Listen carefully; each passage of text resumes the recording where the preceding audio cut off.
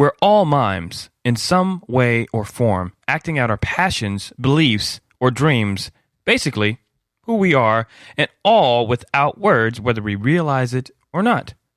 On this podcast, I speak with a few good folks who have an idea of what their particular mime is and talk about it here with me on Meet the Mimes. I'm your host, Zeno T, and thanks for listening.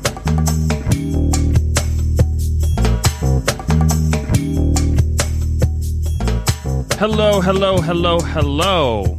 I'd like to introduce my friend David.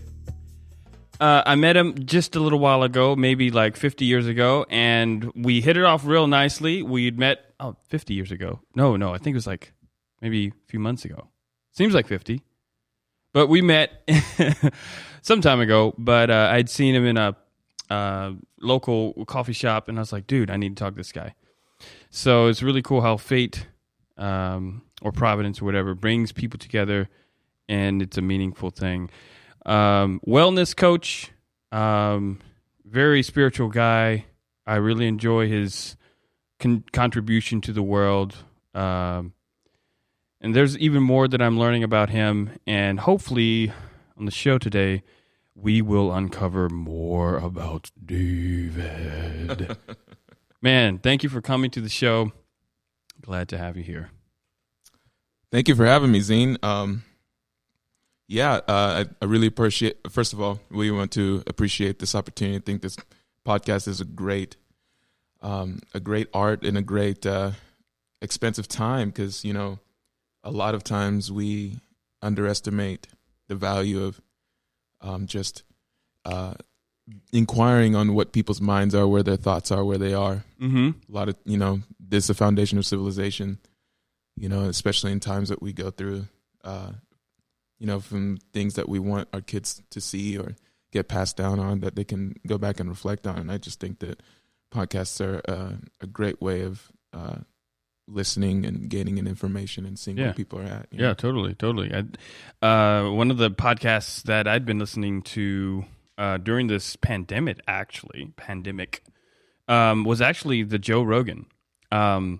And from listening, I got my inspiration to do one of mine because it's a similar setting. Of course, I've got, Meet the Mime thing. Oh, speaking of which, by the way, this is this show. I named it Meet the Mimes because I think that everyone has a mime that, you know, just like the introduction said, that they're acting out, whether it's their beliefs, their goals, their dreams. So I'm curious, what's your mime? Right. To be honest, no pressure. It is a complex question, but it's not complex in a sense where it takes forever to explain per se. You know, like Albert Einstein said, you know, if you can't explain it simply, you really don't understand it. Ooh, smack in the face. So I think we've talked about that before. You know, just like, but it's a matter of its essence. Okay. Because of its its complexity not being described in a sense of the excess of words, but more like a complexity in sense of its depth, where you can always pull from it. You can always get meat from it. You can always search more. You know, where its walls and its barriers can always be broken. Okay. It can always be examined. It always can be tested. I prefer that in the context of this, like my mime, to fall into that realm, where people don't feel limited in it. Wow, okay. You know, because it's supposed to be a space, but a particular space. You know, like our homes are spaces, our workplaces are spaces, and we fulfill even the sense of our mimes in those particular spaces. You know, we become entities and identities in those spaces. You know, when you're out with your friend at a restaurant, I don't think you're portraying the same you that you are when you're behind a desk at customer service.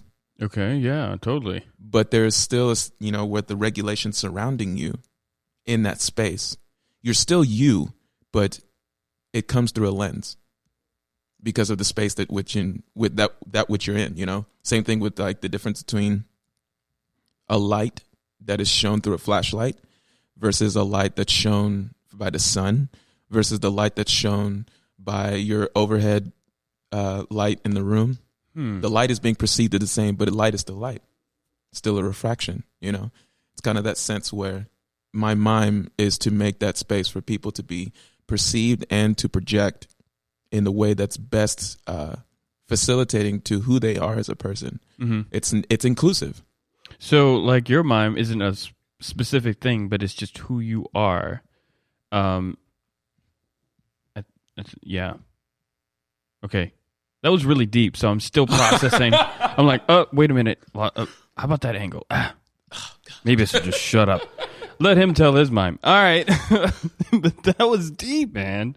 I mean, I've always enjoyed the conversations that we have because most of them fly over my head, but thankfully I have that parachute that catches it, right? While I'm, I'm trying to just, keep up with you, and that parachute's, holding me back. But I really enjoy the conversations that we have because it's like, I mean, I remember the last one we had. We were we went out and got a drink, and we were talking about something. I can't remember what we were talking about, but I just remember getting smacked in the face with everything you were saying. I was like, man, jeez, this hurts. This hurts. Why is he? What? It's so good. So good. He's killing me right now. But it was stuff I needed to hear, and I know that you weren't probably intending to do that, but it was just like you were just expressing what you saw, and I was just like, man, that's great. And I think one of the things was because I was telling you about the fact that during the COVID season that I had found that COVID had given an opportunity for me to be able to realize or to be sat still, isolated because everyone had been pulling into their groups, to be able to realize that I was, I have issues with commitment and relationship issues. So, but some of the things that you were saying, as an explanation of maybe some of the foundations of, this mess I've gradually brought myself to with the choices I made, what some of the foundations might be, and maybe even some insight into why and where I might be going with it if I don't pay attention. So, really great talks. I really appreciate that about you. Really, really do. The insight and those sharp knives that you wield with your words. They cut deep. But in a good way. So surgery without the anesthesia. Oh, man. All right. I kid. No. He knows how powerful he is. Oh my gosh, I'm tearing up. So man, what you into these days? I mean, to be honest, and this is another one of those things, like, let me say it like this. Hopefully this will help, like, bring it down. I enjoy, like, people say, when do you ever come down? Like, when do you ever, and it's like, I enjoy the realm of transcendental. It's home for me. Like the transcendental meditation mindset in general. Wow. Transcendentalism is something that goes beyond just meditation. It can be a way of life. A lot of people, like, when you think of things, principles that people try to take within themselves to cope with life. Okay. And I want to emphasize on the word coping, or in terms of adaptation.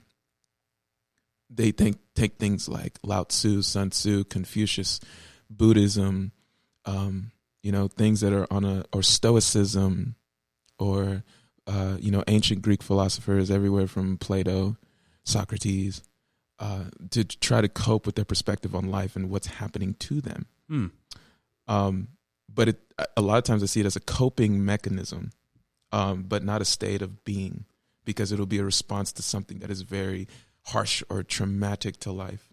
Wow. Like how we deal with death, how we deal with the loss of a loved one, how we deal with breakups, things to keep us in a sense of psyche to where we don't lose ourselves, because, what's the common phrase we always hear people say? It is what it is, man. Yep. Dismissive. Yeah. Dismissive, but it doesn't really come off to me as something that is dismissive per se, as much as it is trying to make sense of things, because we're so caught up into the normality of the world that when something sudden like that happens, we got to pull from something. It's like, oh, why? People are beings of that question. Why?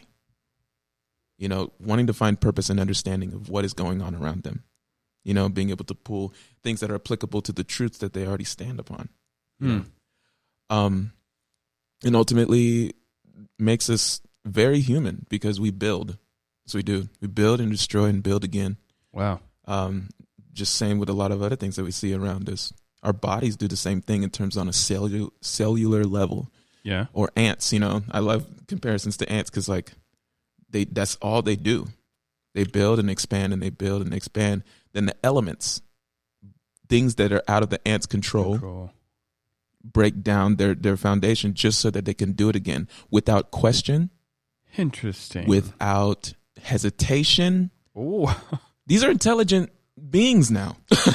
Wow. And when you're that communal and that integrated within your little micro society going on that no one else is like really paying attention to, unless they got one of those like glass ant things in their room, they're like, wow, look at that, just going off. It's just, you just see them, and their form of communication is, to me, is going back to that word, very transcendental. And so I go back to that to say that for me, that is why I dwell in it, because it's such truth.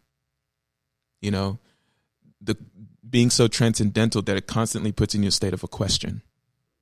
The question always the question redeems the cycle.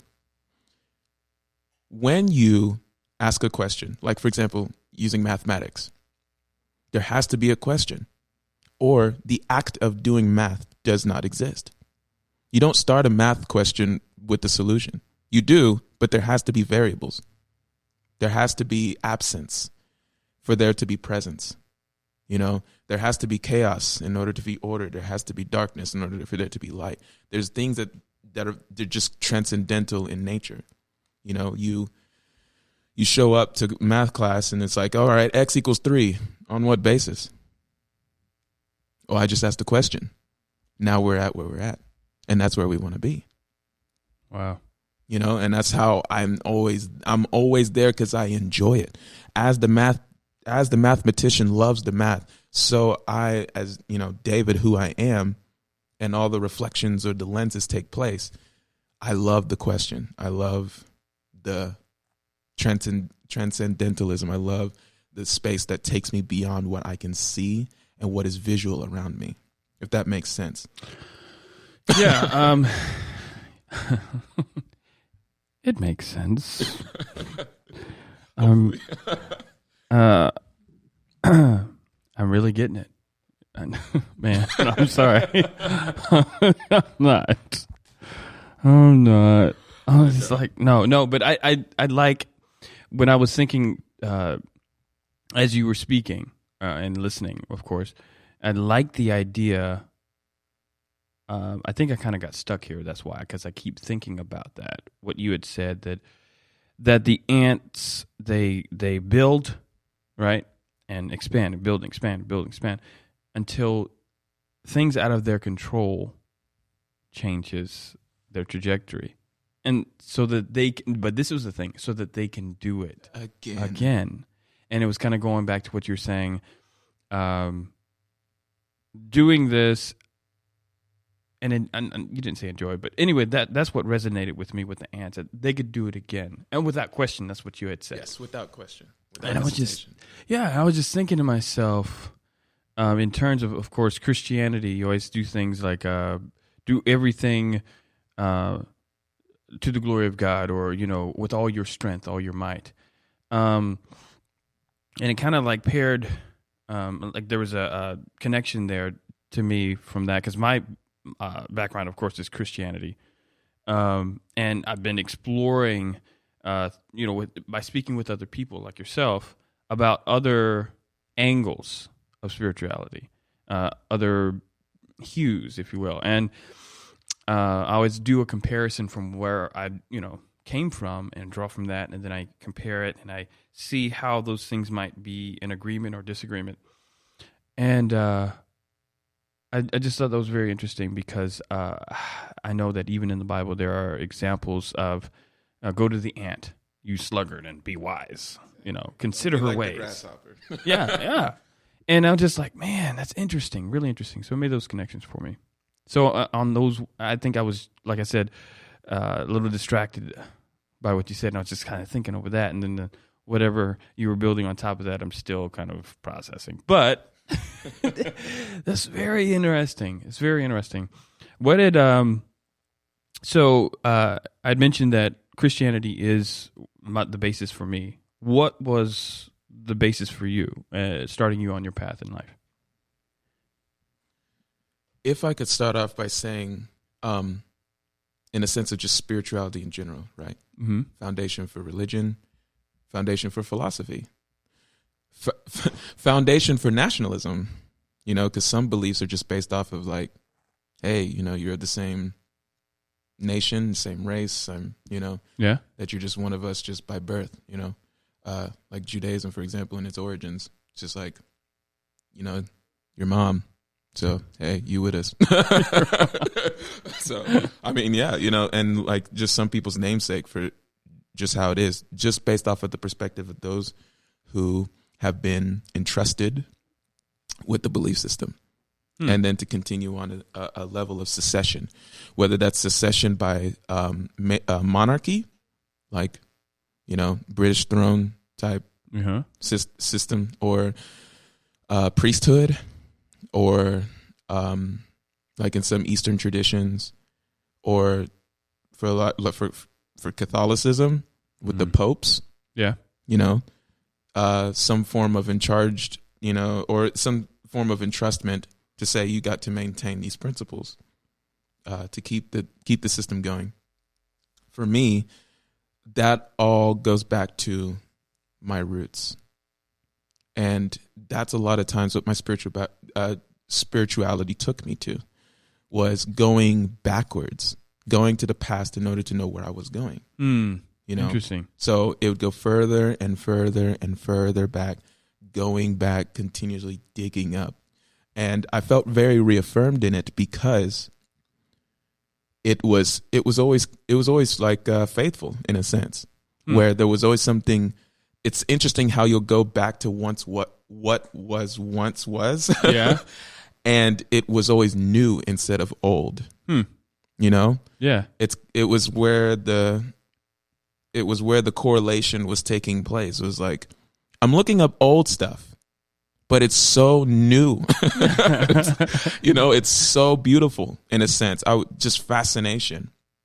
And it would lead me to what I would consider divine encounters, which in that perspective is just anything that creates a very dramatic change in one's anything. Yeah. Wow. One's nature, one's thought process, one's perspective of self, one's relationships. Those things are even down to like when you meet that new lady, and you're like, man, she's, and like divine encounter, because of how that impacts you and how that impacts you on a chemistry level. People underestimate that. Wow. These things impact you and really rearrange your whole like chemical compound. Wow. Down to, releases of dopamine and oxytocin. That makes sense. Yeah. To that terrible, terrible detachment feeling that comes afterwards when things don't work out and you're like, all right, this is transformation time. Because what do us guys do? We're like, oh man, we gotta get our stuff together. Oh yeah. But that's just in nature. Atoms do that. Wow. They break electrons apart, put them back together. And we're just that glob of neurons and protons going around trying to make sense of things. We start just, we have these vortexes of energies around us, and we're just like, all right, someone pulled from my energy, so I got to pull from somewhere else. And then what happens when that happens? Then the atomic number of that chemical compound changes. The water becomes vapor, or and we change those things. Wow. But what does it all lead to? Cycles. Wow. So why am I getting all, integrated into those other things? Because they're reflections of ourselves. That's a part of my perspective of my mime, is that do not separate life from life. Life is not only you, but life is all around you, and life is in you. So why do you not use these same principles to understand what's happening to you? Interesting. So that you can get a better perspective of what's going on, and why that you as a living being or in existence, as a multi-organism, going through the same transformations that everything else is going on around you. Wow. And that the true feeling of pain that you feel from these experiences is not because it's bad for you, but because we are programmed, we are trained, we are instilled to fear change. We want to hold on. It's like, man, don't rock this boat, man. I just got it. But I'm like, look at the ant. He's about to have his rock boat tomorrow when it rains. Wow. Yeah. Wow. What kind of a mindset? What does that look like in a human being? Are there any examples of human beings that would be comparable to that ant when they build their empire and the rain comes, or somebody comes along and kicks it, what they built? Do you have any real life examples of individuals who have that mindset, or have been, you know what I'm saying? Yes. Historically speaking, any civilization of nomads. And typically they're the most spiritual, like shepherds. Interesting. I was not ready for that. Okay. Please explain. Yes. No, I kid. The idea where they understand the concepts of transition because their trade, or what they do, facilitates that. To where that's why they're minimalists. Okay. Because they're always expectant of change. Huh. They're like, I'm just going to carry this one little bag I got, and some grain, and I got my sheep with me, and we're just walking around, just going, anticipating that I have to go on to the next thing. This is why I really respect and honor tradesmen, because that's their lifestyle. At one point, you could be working at a job and be rooted there and not be willing to travel, but it limits you. Yeah. It limits you to the entity in which you work for in that particular location, to where when you are literally forced to do it, but you do it in a way that it hurts you for a moment. You lose your job. What do? Start feeling your whole job becomes your application process, looking for another one based off of something that was out of your control, or when you lost control. It could have been either one. Wow. But a person who lives in a trade, a welder, carpenter, whatever spectrum you want to be on, you could be in one space, you could be another space, and knowing that is your lifestyle, and that you're only there for a temporary time to fulfill a particular duty. A construction worker, move. It's a constant shift and being ready to shift. It's just a lifestyle, but that's that's something that is old telling, like old time telling, like something that has just been throughout time. It doesn't even necessarily have to apply to today's world. You can look back in the day and see that is what takes place now, in terms of like when civilizations change and people move. Now, you mentioned Christianity. A big theme in Christianity is this nomadicism. Okay. Where okay, I think I know what you're saying. You see what I'm saying? Yeah. Like, for example, the Jewish diaspora. Rome comes through in 70 AD and wrecks your capital, wrecks your everything, brings about change. Like in the term you said, kicks it down. Yeah. And everybody flees. But the ones that stay it's not a good result. Yeah. Yeah. You know what I mean? Like yeah. it's not, it's something, and it's a continual shift of expansion. You know, empires are being built. People are wanting to change their allegiances to adapt to the change. Allegiances. Can you explain that a little bit more? Change their allegiances to adapt to the change. What? There's something there. I don't know what it is, but what is that saying? It's the idea of, for example, when you see the shift taking place, the trend that's taking place. We even see it in our, in our social media world. Mm-hmm. But if we're staying back in the day, let's use Alexander the Great, for example. Or we could talk about somebody I researched this morning, Mansa Musa, who was an old first millennium king in Africa, expanding Islam, or Alexander the Great just expanding his empire amongst 4 different civilizations. You're under his jurisdiction and you adapt to his precepts and his concepts that he puts out, but you're still able to maintain your identity. You're still able to maintain who you are. You're still able to say, I'm this, I'm that, but I keep to this regulation because of this person's overtake. Wow.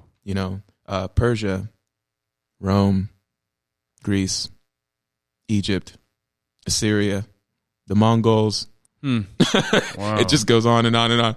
And you just kind of have to be like, they raise the sword and they're like, you got a lot of stuff over here. So what I was curious about, so there's nothing necessarily bad about changing allegiances to assimilate to change. You were just saying that this is a means to survive. Yes, it's an instinctive means to survive, the sense of security. However, this is where I come back to the beauty of transcendentalism, where what I'm talking about is not the same. Transcendentalism will allow change to take place and an overtake to take place. So that when humanity in response accepts it, it's instinctive.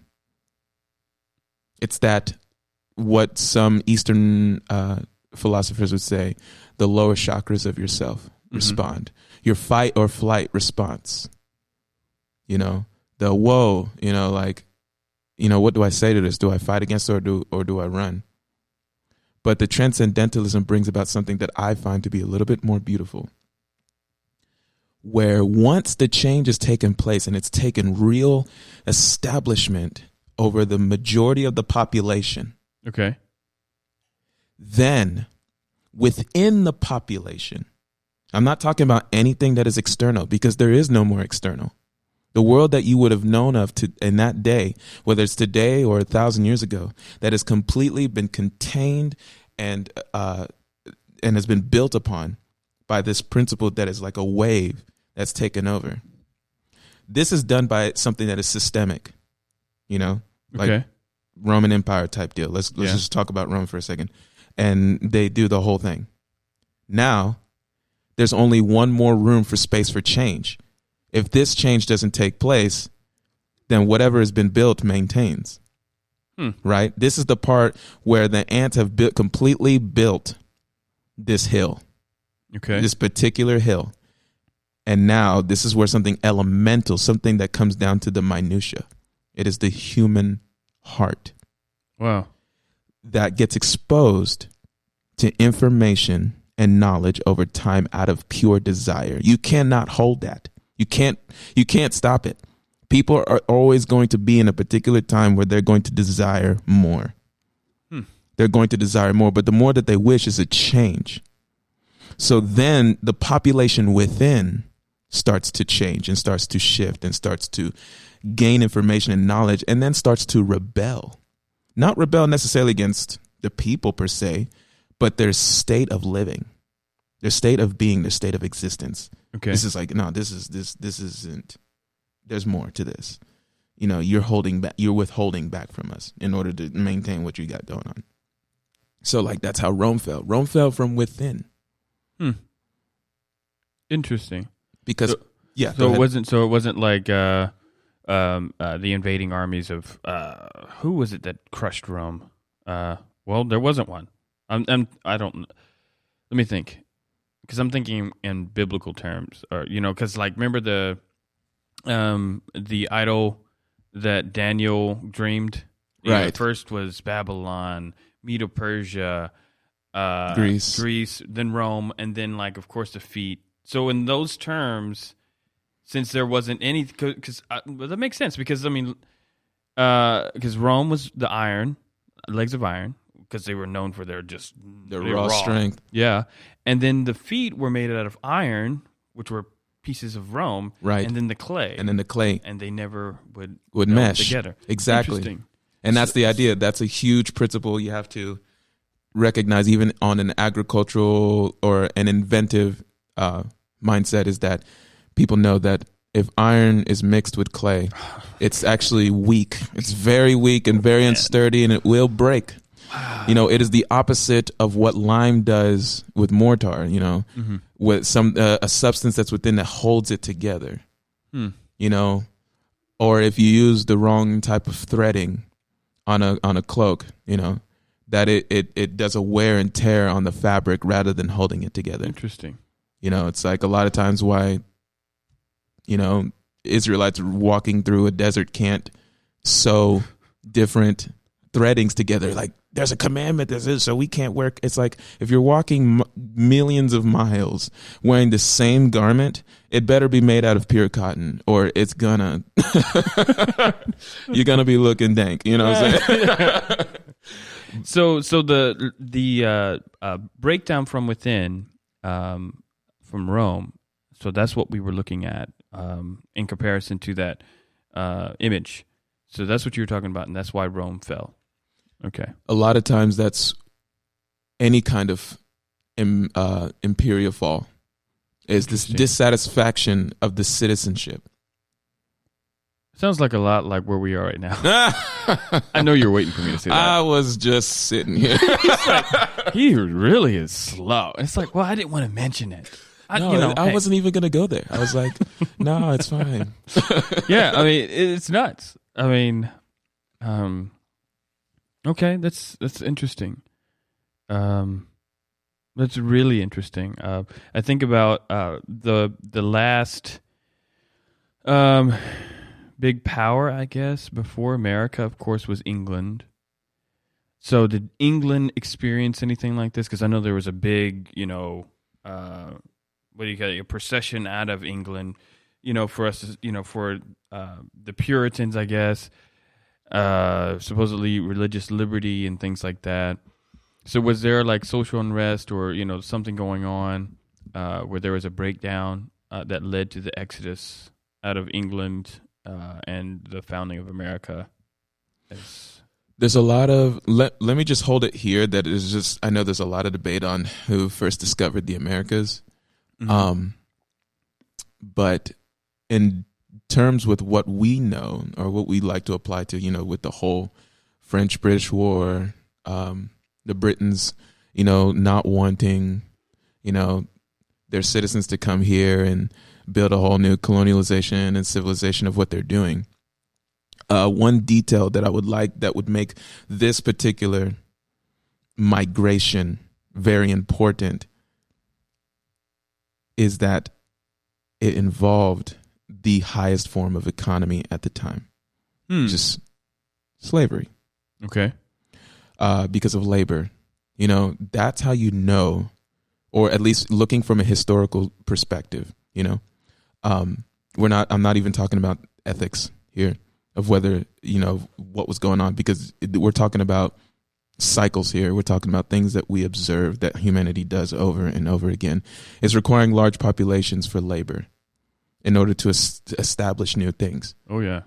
So we know that Rome has the same history. We know that Greece had the same history. Oh, yeah. We know that it's the imprint of empires. All the way to Egypt, yeah. Yeah, it's the imprint. Yeah. It's an imprint. It's like, you want to know how an empire is about to start? that's that thing. That's it. You know, so Yeah. and you know, having to go and collect you know, people for labor because you haven't fully done your expansion, because it's different from trade. Trade is when civilizations are established and there's a means of exchange of resources, you know, and people from civilizations are expanding, sending some resources here. You're getting a barter system to where you can get a return for it, things like that. But for an imperial establishment, no, you're looking for bodies. Looking for bodies. We're looking for bodies here. So that makes sense. Yeah. I was going to say something that just kind of slipped my mind, but I think that's interesting because it's like I remember thinking about like Egypt and how, you know, they built all of those different things, you know, but then I don't know. My knowledge is limited because I mean I've been doing a little research on the pyramids and they're saying that it had been built by the biblical figure Enoch, the Great Pyramid, apparently, who apparently was abducted by aliens. I'm kidding, but it says that God took him, which is an interesting thing, right? I said both of those intentionally, but I saw that. It's synonymous with. That is an interesting thought, but I mean, like I said, I don't know, but. You know, the biblical history, an account of, you know, Israel being used as slaves to build their empire. And then kind of shooting off of that, in the timeline that we have, of course, Egypt was before, I guess, concerning the history of the Hebrews. The image that Daniel saw, or even Nebuchadnezzar saw too. Nebuchadnezzar saw and Daniel interpreted it for him. Where does Egypt fall in that? And I was curious, why wasn't that included? Because Egypt is one of the oldest, right? There's some before Mesopotamian cultures, right? So I mean, like. Do you know any of the reasons why Egypt wasn't considered in that image, or Mesopotamia, or? I have some implications. Okay. First of all, we have to talk about what we're dealing with first. Like Egypt and Israelite slavery based off of like biblical text. We first have to establish that Hebrews were not the only ones there. Right. We're talking about a community here. Okay. There were several, just like in Nebuchadnezzar's day, there were several civilizations and several different people within the empire. But when you're talking about the building of Egypt, we also have to talk about their origins and the origins in a sense of years and thousands of years of family building. You know, any imperial rule, it's probably got family lineage involved in it. Oh. So from a Hebrew perspective, the word for Egypt, it's Mitzrayim. Okay. And Mitzar is an actual individual that, if you look in Genesis, is one of the children of Ham. So now we're talking about things that are going back to the days of Noah, you know, and the destroying and building of civilizations all over again, right? So you have Shemitic, Hamitic, and Japhetic. You know, a lot of people associate that with, you know, and it goes down to where like we'll end up talking forever on this, on people's speculations. But let's just go with the fact that Hamitic was a southern diaspora. Okay. Shemitic being eastern, and Japhetic being northern. So when you go up to the north, dealing with like European civilizations, Caucasus civilizations, then you're dealing with Arabic civilizations with Shemitic, and possibly even going beyond that, you know. Wow. Then you have southern Hamitic, which is, you know, would go into Africa, you know, with Egypt being kind of the beginning of that Saharan establishment. But okay. I will say this, empire building a lot of times mixes things up. Huh. How do you mean? For example, if you're thinking about everything that went on with Constantine, the Ottomans, and all the migrations and the mixtures of Ptolemy is a big one, because that is a whole mix of Egyptian, Arabic, Mesopotamian, and Grecian lineages all in one. Yeah, and so you have a whole thing going on. Man. Right, to where they literally have down the line created a whole nother humanity that goes on there, where people can pull lines from everywhere. And you kind of your best bet is to kind of rely on them to kind of tell you, because you look at their names, you look at people's in their history, from their lineage, and the people who are able to maintain family trees and kind of trace back where they came from. So now we're talking about something that I really enjoy discussing, is like how people can choose their genetic sourcing. Wow. Be like, what part of you do you want to be? What part of you is resembled in your behavior the most? What do you really attach yourself to? Or do you completely disassociate and want to start all over again? This is the beauty of genetics. It's moldable. It's moldable by the decisions that we make. We learn our roots and then we recreate them, or we dismantle them entirely and start from a whole new thing, which a lot of people have done, like especially for Islamic expansion. Wow.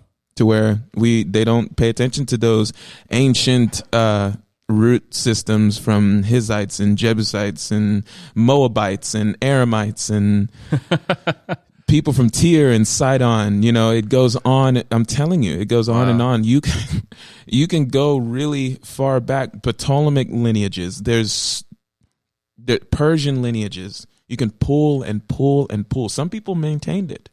Some people fought to maintain something that they would like to call as pure, but I hate to break it to you. Wow.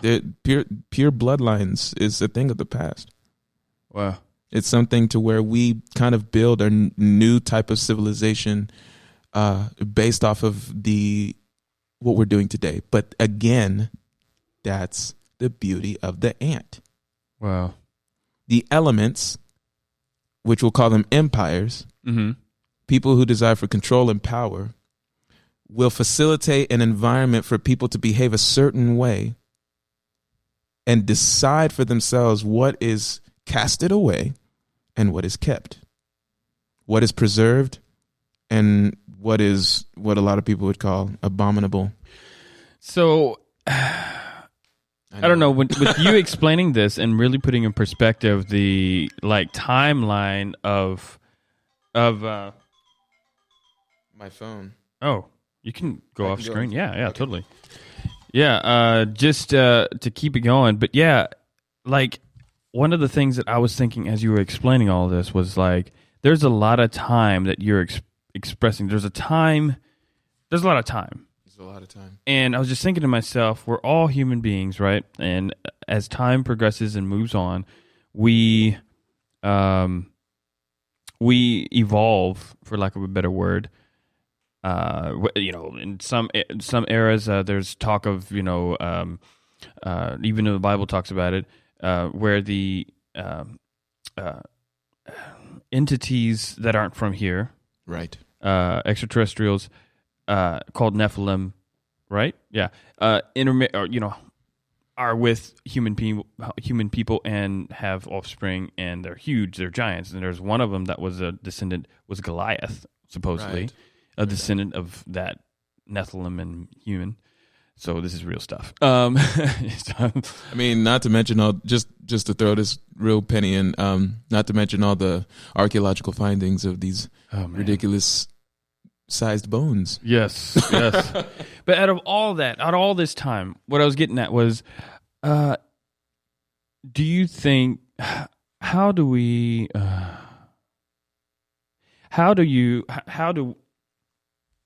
does all of that just clump up as time goes on? Clumping up to where, is any of that because I think about like one of the things in the Bible it talks about in the commandments, visiting the iniquities of the fathers upon the children. It's in the 10 Commandments. I think the fourth commandment talks about this. Visiting the iniquities of the fathers upon the children, third, fourth generation that hate me. Yeah. So with that mindset, right, out of all this time, talking about culture, talking about ideas, talking about religion, religious systems, when we come to this day, do you think any of that plays into how chaotic things might be? You know, because we always talk about like 60 years ago, you know, things were simpler, blah, blah, blah, blah, blah, blah, blah, blah. But do you think these things are manifested that are just maybe dormant in us, that because of how things are now with technology, social media, the encouragement for instant gratification, all these different things, is it finally just kind of coming to the surface? You know, and I think about in terms of like when we used to make tofu when we were kids, right? You boil that raw, you know, soy milk, and what comes to the surface, that's what you eat. You know, it's skimmed off. And I'm just thinking, you know, while you were explaining that, is that one of the reasons why things are just kind of nuts? Or I don't know, I'm just kind of shooting out. But that was just like a mental image. Like all of this time, it just kind of comes and just, you know, and everything's just added more and more to the human experience and human essence of humanity. That is it kind of coming to a head? Is it coming to something? You know, this all play towards something. I don't know how to exactly say it. Maybe I've already said it, but what do you think about that? I mean, I don't know if you've considered that, but I think it would be fair to say this, and this is going to sound crazy coming out of my mouth. Okay. Because of the kind of person that I am. I actually appreciate the amount of effort, time, and desperation that the higher elites take to withhold information from society. No, they don't. That's not true. It just got lost. Remember in Andrea, that place in Andrea, or wherever, that place that had all that stuff, it just burned. Nobody knows. Exactly. I'm kidding. But no, seriously, because that's what happens to literature over time. It gets burned. It gets removed. Yeah. Alexandria, yeah. These kind of things take place. Temples are burned down, destroyed.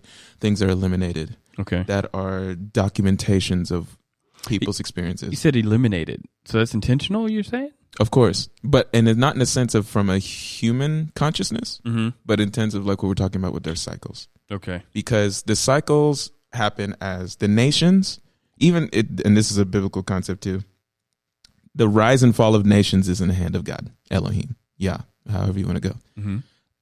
And when you look at that, that means everything else follows. Why is there so much emphasis all the way from Genesis to Revelation about remembrance? Because humanity, through these cycles, goes through a cycle of forgetfulness to where there's an elimination of the natural things that we're already inclined to, things that are already us. It's not the fact that people are separated or disconnected in a sense where it's like these mysteries, this 90% of the bodies of water that we don't know, the 90% of the cosmos we haven't explored. It's all you. But your ignorance is also part of the cycle.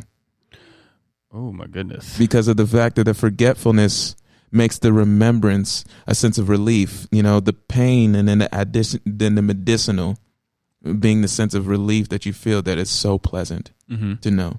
However, there is a concept that a lot of us are so against because of the culture of instant gratification.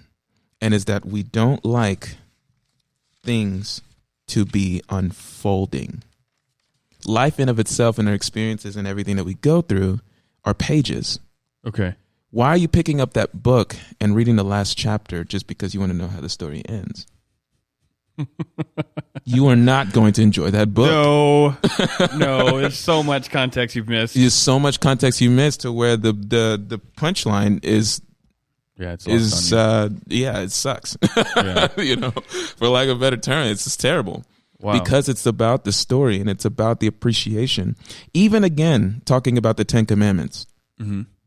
I would like to emphasize that the 10 Commandments, both in Exodus and in Deuteronomy, you can tell that the God of Abraham and the God of Moses are both like, or himself in both contexts he is saying, these 10 words are not going to hit you until I tell you, until you go through that experience where you remember what I did back in Egypt. Yeah. He repeats it over and over and over and over and over again. He's like, remember what I did. You had you have a commandment in there that says you have 7 festivals to follow. The first one being one of the high holy days, and this is a Passover. Yeah, what kind of importance do you have on Passover if you don't know what it was about? You're like, all right, we're gonna get some lamb, we're gonna get some bread, and some wine. We're just gonna chill and have a good time. It's like, no, we'll watch the game after. And watch the game afterwards. It's like this. You see what I'm saying? Oh yeah. There's a whole event. Even the word me'id, if I'm pronouncing it right for modern Hebrews, and I'm sorry if I'm not, but but it's the word for witness. Okay. Or testimony. It is the thing that was another commandment about to keep the testimonies as a requirement. You have laws. You have more than just laws now. You have laws, you have commandments, you have statutes, you have precepts, you have ordinances, like way you judge certain situations, for the gray areas, right? Yeah. Of certain circumstances. Then you have testimonies. You have these things that are put into place for you to be reflective of what Paul or Peter would say, the spirit of the law. The emphasis that like a lot of times like Christians would use to, facilitate their actions is that it's not about the works, it's about the faith, but the faith produces the work. Right. But it's a heart issue, right? But it's like heart issues in what? It's just your love for God or something? It's like, no, it's the understanding of what was once, like how you were just dead in sin and then you were free, right? But in this context of Hebraic culture and Hebraic history, you can't value something if you don't know what the pain was like being in the previous state. Truly. You can't. You don't have an appreciation of light without the darkness. Wow. And not darkness in a sense of like, oh man, I was lost. No, the fact that you were ignorant and in a state of complete chaos to where like what we're kind of experiencing today with existential crisis and not knowing what's going on. That's a state of chaos. Chaos is relative to darkness. Egyptians called it the primordial existence. Interesting. Where everything's just, it's not the fact that it was darkness being an absence, but it was the abundance of everything, and there was no distinction. Wow. Technically, right now, we are in day 1 of Genesis because this is a state of chaos. And then from the chaos, just like how even scientists will talk about how things came to be where like there was water. Right.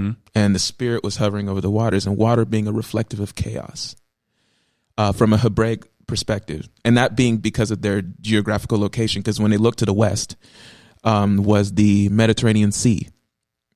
It was just vast and unknown and chaotic and storms and craziness going on. And we don't ever go far out there because, we don't know what's going on. Land right there, no man's existence out there. Man. And then from the water came land, came existence, it came order, came establishment, and how we have to perceive land as a means of a place that we can foundationally stand upon to feel secure. Like, okay, I'm in a spot now. Okay, I know where I'm at. Okay, I can be above. I got my head above water now.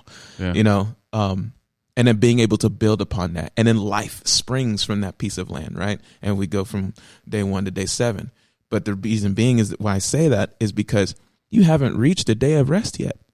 Wow. This is time for the ant to build. Build. Build, and start that cycle all over again, where just how we experienced during COVID, we had to sit down and participate in self-inquiry.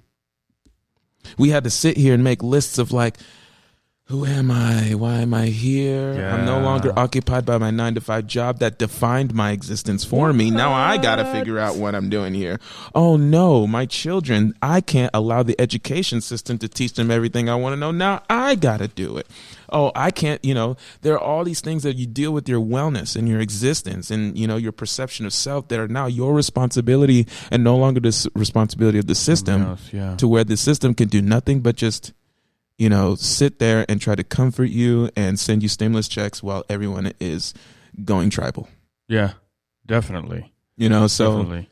And not tribal in the sense of like, oh no, be scared of like your neighbor, but tribal in the sense of like association, who you associate with based off of your common goals. But you don't know that until you did the self-inquiry. Then you find someone else who did a self-inquiry and say, your self-inquiry is very similar to mine. Yeah, I mean, because that's what I experienced when I saw you there in the cafe. I was just like, huh? No, this guy. I have a friend down that is she's a nomad, and she's actually living right now down in Mexico. She's American, American girl. But we had met in Austin, Texas. I went there for a music conference, and it was really cool. But anyway, along the path of time there, since last year, August last year till now, August 2018, 19, I don't remember. Anyway, so it's been longer than a year. But I gotten to know her, and she was mentioning something on her Instagram, and she was like, the age of Aquarius is coming, and I think there was a day or so ago, and there was going to be at the same time, depending on where you are, you can go online and look, depending on your geographical location, what time you need to meditate, and then like go into this new age with this energy and through meditation and things. I was just thinking to myself, before now, I didn't really travel in those circles of spiritualists and nomadic-minded people. But I had two questions. Well, I had a question. What do you think about that age of Aquarius and what I was explaining about that? But then I also wanted to make a note and comment about what you had said about the nomadic mentality of an individual who is like a tradesman. Right. I have my business that's carpentry, drywall, tile, do a lot of that stuff. So, which pays for all this and for me to be able to do music. And that's awesome. because I know that's awesome. I know this is what I'm supposed to be doing. That's awesome. So I can talk to my homie right here. Yes. And it's like, man, dude, I really appreciate you. Of course. I thought that was interesting. I just wanted to mention that, and I didn't consider what I do as being a nomad. But really, I go from job to job to job to job to job to job. Even though I see that I work for my business, I work for God because He gives me the business, He gives me the favor and blessing to be able to have these jobs, and also the mindset and the mentality to be able to run a business, to interface in a professional way, perceivably professional.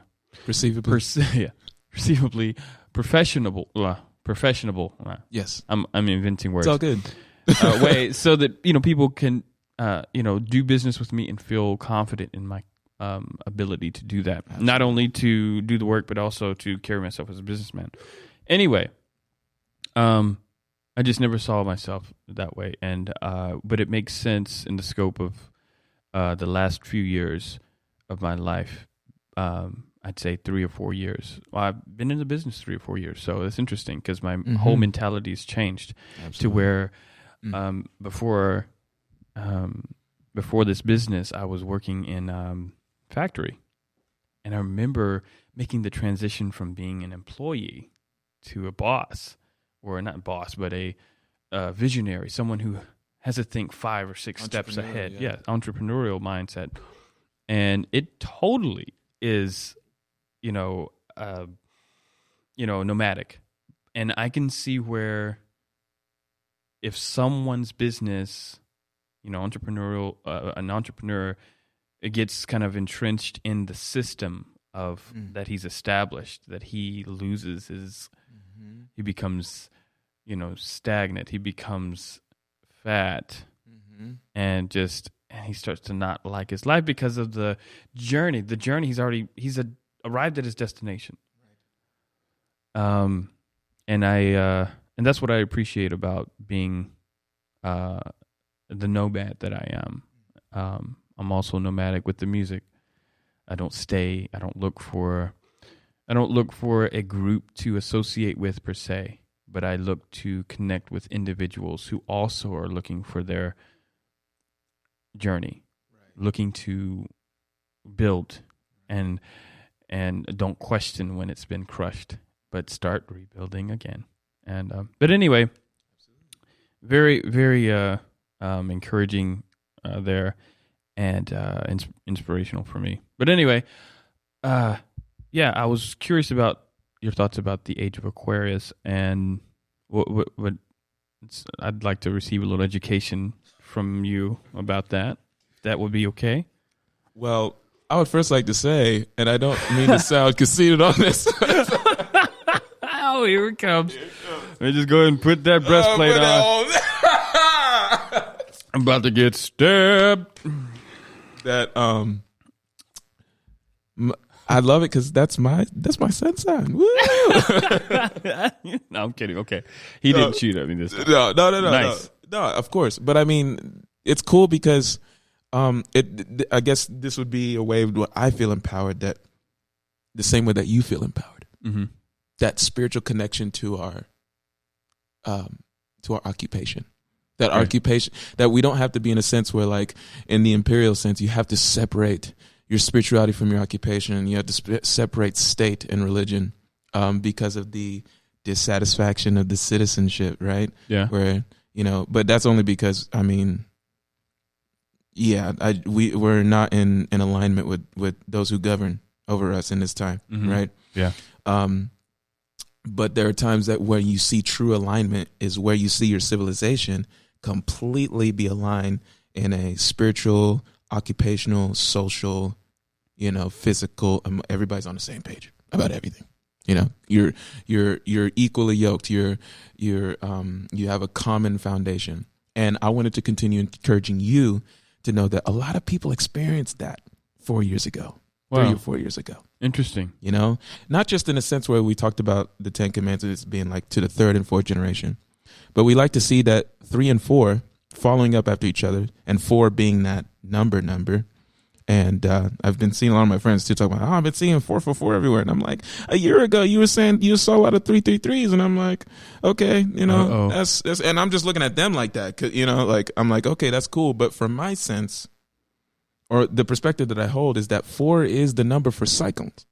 Our division of the days in 4s, even to the multiplication into 12, for 12 hours a day, 24 hours, if you're into math, knowing that the multiples of 4, fall into senses of time and cycles, 4 seasons, Never thought of it that way. Yeah, just, 400 years for the duration of imperial rule, like just things that we see over and over in 4, right?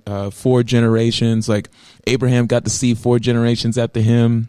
Adam got to see 4 generations after him. It's just kind of like a really cool thing to where, like, you see a cycle where, like, man, I really want to see my great grandchild before I pass, and y'all bury me somewhere where I want to be buried, and don't burn me into these ashes and throw me off into the sea. Oh man. And no disrespect, that is also very beautiful and spiritual practice. Mm-hmm. But me personally, I want that for my parents and for myself, to where I can bury them where their roots are. Wow. That's for me. Wow. I'm talking personally for me. Mm-hmm. I do not want my parents or myself to be in ashes. I do want the physical being to go back from where it came. Interesting. I really want that. But that's a perspective thing that I'm entitled to, that no one else is obligated to. Yeah. Okay. But in that sense, looking at it from the 4 perspective, and the 3 being the anticipation number of being like, oh, we're almost there. So now we really got to keep our eyes open on this thing. It's like, when you hear the Bible talk about, be watchful, guard yourself, be watchful, guard yourself. Wow. Like, I need to go back into my lexicon and see how many times is this word mentioned in this book? Because it's over like 100 times. 100 times. And that's when that's emphasis is on there. Like, my goodness. But wow. Why am I saying all this? Is because in the sense of age of Aquarius, Mm-hmm. The age of individualism is a time for us to rediscover who we are. It's a time for us to, like we said, like tapping in.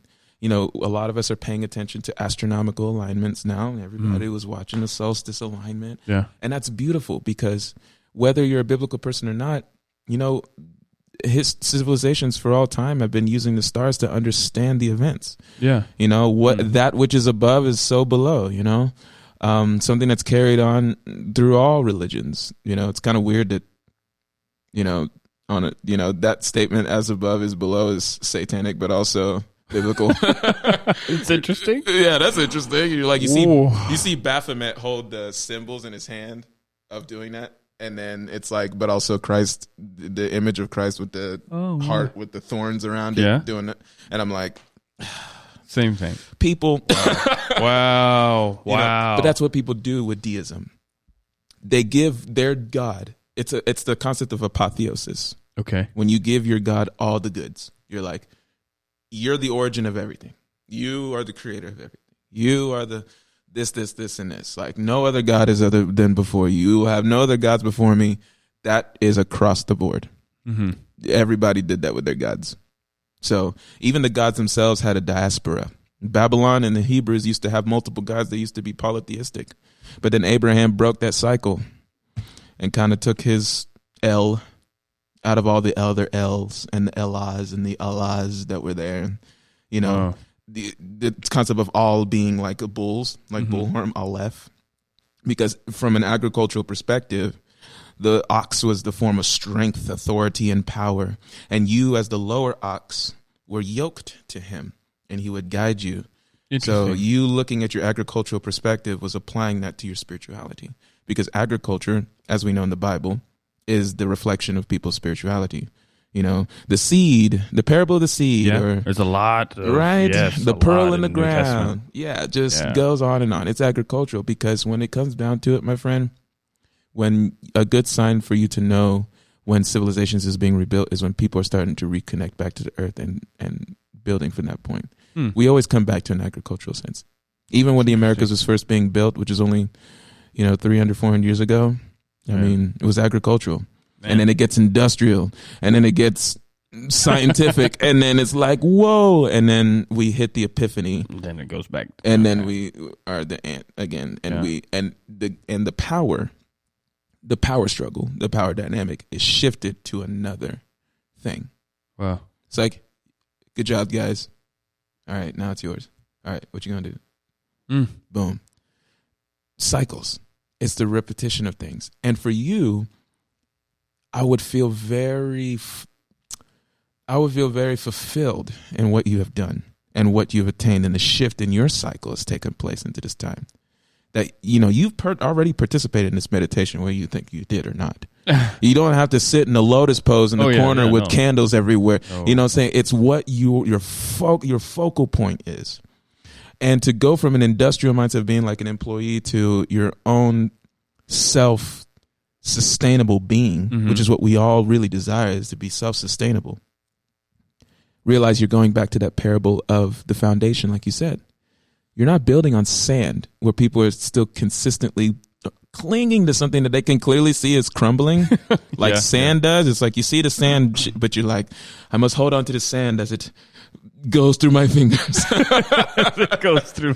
It's like, yes.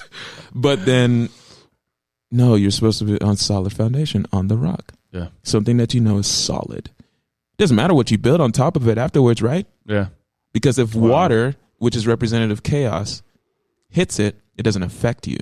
And you and your whole household, the refuge that you built for all your inhabitants, as for me and my house, and whom you serve, remains. Wow. It's interesting how that it's This conversation has ruined me because we're gonna have to do this again. So, this is not a one-time thing. But anyway, I've really enjoyed this, man. I don't know. Do you have like any social media that you want people to check out, or anything you want to? Wholesome Athletics is my brand name for my wellness coaching. Okay. Just one little statement I kind of want to, because I'm try to be as honest as possible. You know, Yeah. I'm currently working on my certification, trying to use income from trade. So, you know, hey man, yes. You know, you setting that example. Look, I'm like, oh man, I gotta get like this dude. You know, like, and you know, cycling your trade, which is ultimately spiritual. We see that even in a biblical sense, that skilled craftsmen are always needed. Mm-hmm. The whole book of Numbers is about it. So that's if that helps with people and be like, how do we apply the Bible to our occupation? The whole book of Numbers is about skills craftsmanship, needing to build their nation. So, you know, you kind of need them. You always will need them. Yeah. Always. You always did need them. Even during the COVID at its worst, you needed them. Yeah. You know, but for that to facilitate your passion, and that's a whole nother thing. The work of your hands pouring into the work of your heart and back into the hand again. As the cycle, you know, that your heart for your hands and your hands for your heart. So, that's cool. Yeah, and what was that again? So people can check you out. Wholesome Athletics. Wholesome Athletics. So I'm trying to project this, and is it .com or is it? Oh no, it's just if you go on Instagram, all there is a underscore that divides the wholesome and the athletics. Okay. You'll find it that way. And then I have a Facebook page that could also link you directly to, you know, the Instagram page. Okay. That's the social media that I have. That's the only two social media I have is just for the sake of connectivity with my community. Okay. And I'm currently at Amethyst Incorporated. So that's who I'm doing business under. That's my brand name is functions as a I'm trying to remember what the commercial term for it is. Franchise. Franchise, okay. It works as a franchise. So it goes under businesses that facilitate the same kind of services and applies the fitness therapy to it. Okay. So all my experiences in my time under other teachers and kind of incorporates into it. So it's at Amethyst Incorporated, Holistic Health and Wellness Center. Excellent for your wellness needs. Okay. Definitely need to be checked out. Sounds good, man. Well, it was a pleasure being here with you on Meet the Mimes. So until next time. Until next time. Until next time. Until next time. I really enjoyed it. All right, y'all. Thank you all for listening, and we will be back with another episode one of these days. Hey, thanks for joining me on this episode of Meet the Mimes. I hope you've enjoyed it as much as I did. Heads up on upcoming content, and look out for video of each one of these talks on Meet the Mimes YouTube. Well, that's it for now. Stay interesting.